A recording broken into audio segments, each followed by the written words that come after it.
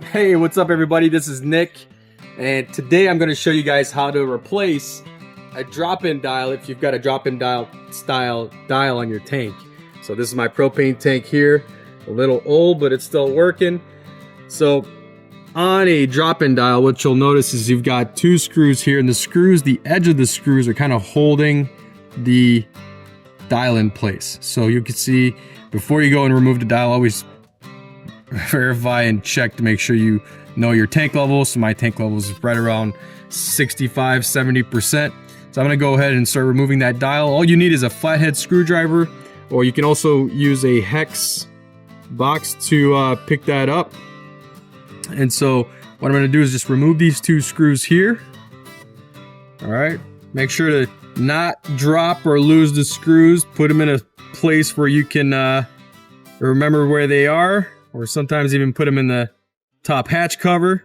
So I'm going to remove these two screws, and then I'm going to just pop that dial right off. You can see it's not in there. Sometimes it'll get in there and be really, I'd say over time, sometimes they can get a little stuck. So you might need to kind of work your way around the dial to kind of free it up.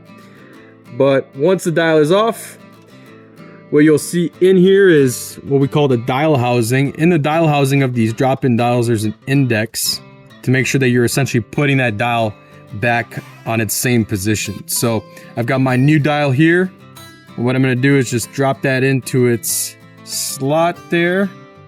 And I'm going to index until I see, for one, my needle being at the right position, and also you can feel the dial is now nicely seated there in its correct position. And then I just take my two screws and put those back on. So I'm going to screw this again, screw this back in.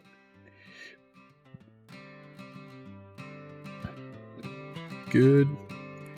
And now the other one, sometimes you'll have this kind of clearance issue with this tab here. You can just remove that remote ready tab, especially if you're using a MyPropane Tank Monitor. You're not going to need that. And here we go. We're going to put this screw back in.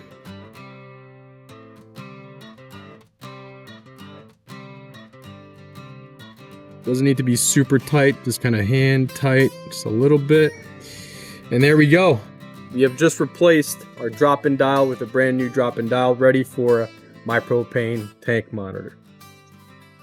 All right.